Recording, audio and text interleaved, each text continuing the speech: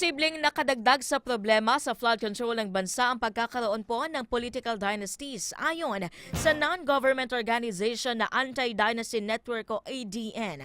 Sa pagdinig ng Senate Committee on Electoral Reforms and People's Participation itong Miyerkules, binanggit ng ADN ang mga negatibong epekto ng political dynasties gaya ng humihinang accountability at pagiging breeding ground ng katiwalian.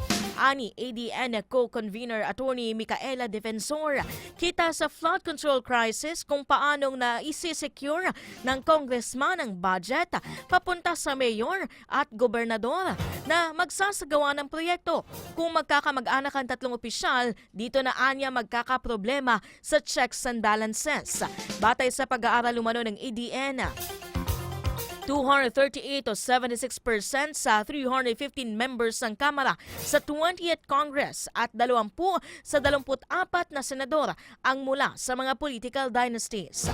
Sa Kongreso, nasa 8 kada 10 kinatawan ang nagmula sa dynastic families, 31 naman sa 61 party list representatives ang buhat din sa dinastiya.